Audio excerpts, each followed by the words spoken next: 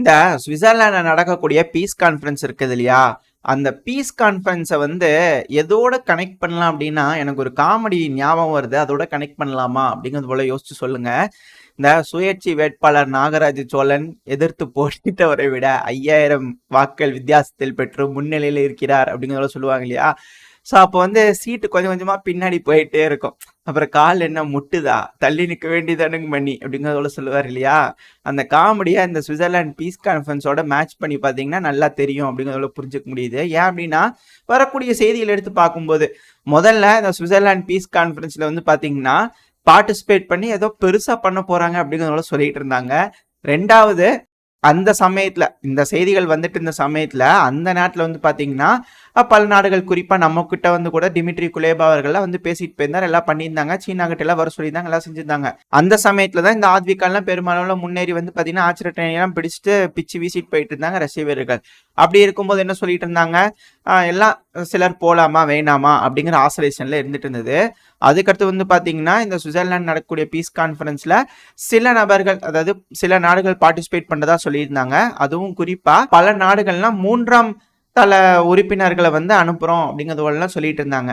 இப்போ கர்கியூ ஆஃபென்ஸ்குள்ள உள்ள கால் எடுத்து வச்சுட்டாங்க, எல்லாம் செஞ்சதுக்கு அப்புறமா பைடன் அவர்களே வரதா இன்னும் அஃபீஷியலா சொல்லலீங்க அப்படிங்கிறதோட சொல்லியிருந்தாங்க இல்லையா. இது போல ஏகப்பட்ட விஷயங்கள் நடந்துட்டு இருந்தது.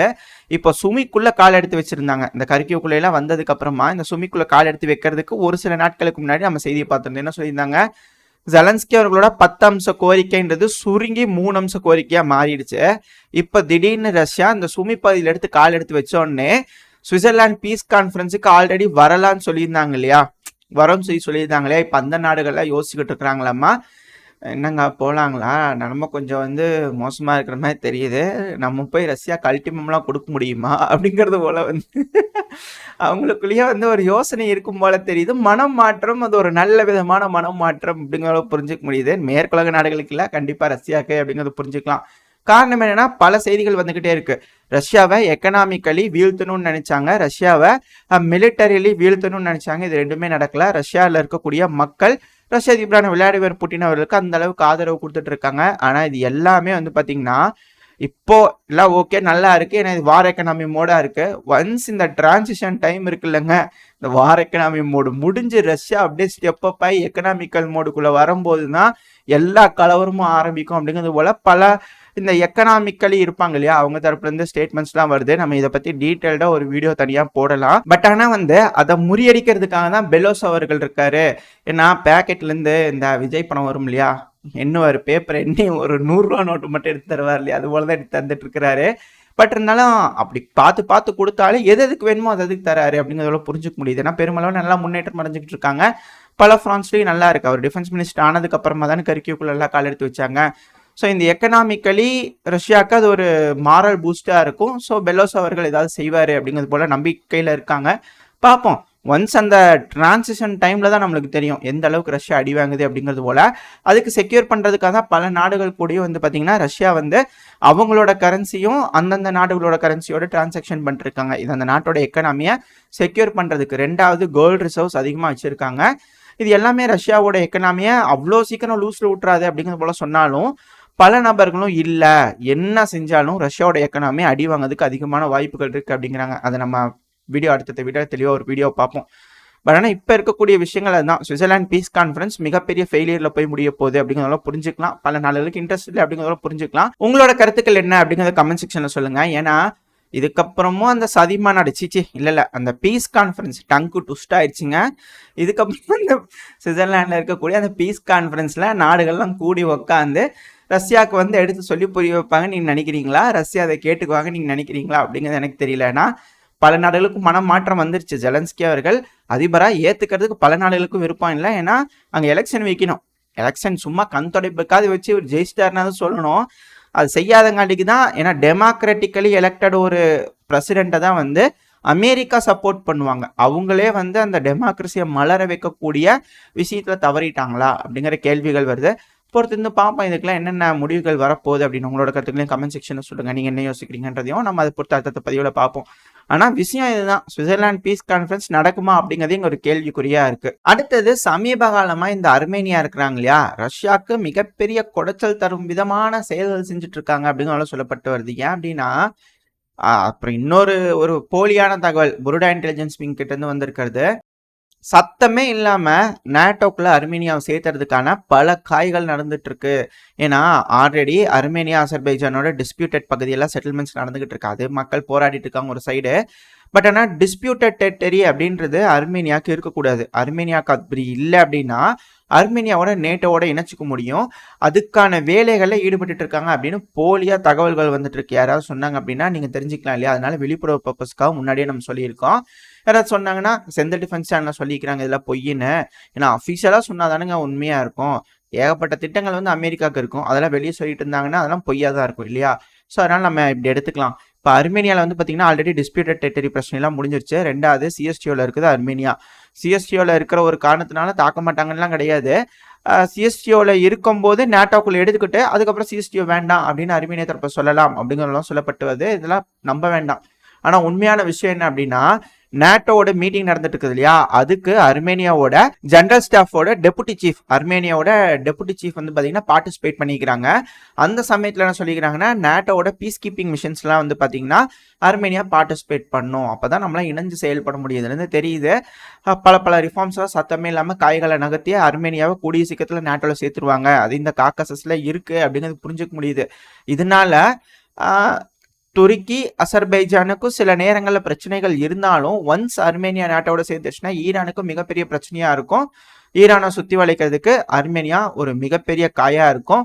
அசர்பைஜான் துருக்கி அவங்க 2 பேத்துக்கு வேணுங்கிற டீல் என்னன்னா அந்த இடத்துல பேசேஜ், அந்த டிரான்சிட் மட்டும் அலோவ் பண்ணிட்டாங்க அப்படின்னா காக்கசஸ் பகுதியில் கொஞ்சம் அமைதி வர மாதிரி இருந்தாலும், ஏன்னா நேட்டோட அருளால அமைதி வர மாதிரி இருந்தாலும் ரஷ்யாவுக்கு ஒத்துக்குவாங்களா அப்படிங்கிறது தெரியல. ஆனால் ஈரானுக்கு அது ஒரு மிகப்பெரிய பிரச்சனையாக போய் முடிஞ்சிடும் அப்படிங்கிற சொல்லப்பட்டு வருது.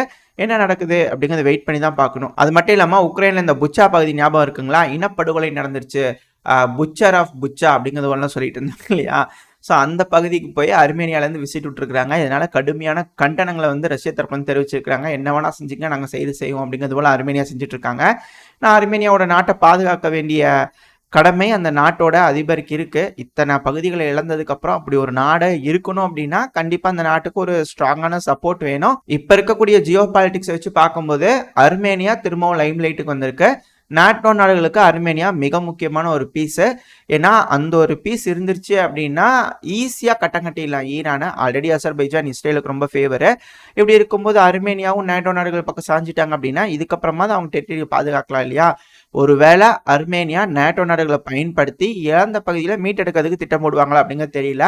அது அசர்பைஜானுக்கு பிரச்சனையா போயிடும். அப்படி பிரச்சனையாகும் பட்சத்தில் கண்டிப்பாக ரஷ்யா அசர்பைஜானுக்கு ஆதரவாக இருந்தாங்கன்னா நேட்டோ நாடுகள் அர்மேனியாவுக்கு ஆதரவாக இருப்பாங்க அப்படிங்கிறது போல சொல்லப்பட்டு வருது. ஆனால் இல்லை, நீ அடி அர்மேனியா பார்த்துக்கலாம் அப்படிங்கிறது போல அசர்பைஜானை சண்டை பிடிச்சாங்க அப்படின்னா அசர்பைஜானை ரஷ்யா சில பகுதிகளை உள்ள ஊடுருவி வந்து எங்க அர்மேனியாவை நீ அடிக்கிறியா அப்படிங்கிறதோட சில பகுதியில் எடுத்து ஈரானோட அப்படியே டைப் பண்ணிடுவாங்க, லேண்டு காரிடார் அமைச்சிருவாங்க அப்படிங்கிறத சொல்லப்பட்டு நடக்குதா என்ன அப்படிங்கிறதெல்லாம் பொறுத்து பார்ப்பேன். ஏன்னா ஏகப்பட்ட ஸ்பெகுலேஷன்ஸ், ஏகப்பட்ட விஷயங்கள் அனலிஸ்ட் தரப்பு வந்து பேசிட்டு இருப்பாங்க. பட் ஆனால் அர்மேனியா ட்ராக் மாதிரி போயிட்டு இருக்காங்க அப்படிங்கிறது கிளியரா தெரியுது. அப்புறம் உக்ரைனோட கர்கிவ் பகுதி இருக்கு இல்லையா, அதோட மேயரான ஈகார் தெரிக்கோ அவர் தரப்புல இருந்து ஒரு ஸ்டேட்மெண்ட் வந்திருக்கு. என்னன்னா அமெரிக்கா இருக்கிறாங்க இல்லையா, லிமிட்டடான பர்மிஷன் கொடுத்துக்கிறாங்க ரஷ்யாவுக்குள்ள தாக்குறதுக்கு. அதுக்கு பர்மிஷன் கொடுத்ததுனாலேயே இந்த கர்கிவ் பகுதியில் தாக்குதலோட வீரியம் எந்த அளவுக்கு கம்மியாயிடுச்சு பார்த்தீங்களா. லிமிட் இல்லாமல் கொடுத்தாங்கன்னா எப்படி இருக்கும் அப்படிங்கிறது போல அவர் தரப்புல இருந்து கொஞ்சம் ஆசை இருக்கும். பட் ஆனால் இப்போ சொல்லிக்கிறார் லிமிட்டட் பர்மிஷன் கொடுத்ததுக்கே பெருமளவில் தாக்குதலோட வீரியம் கட்டுப்பட்டுருச்சு.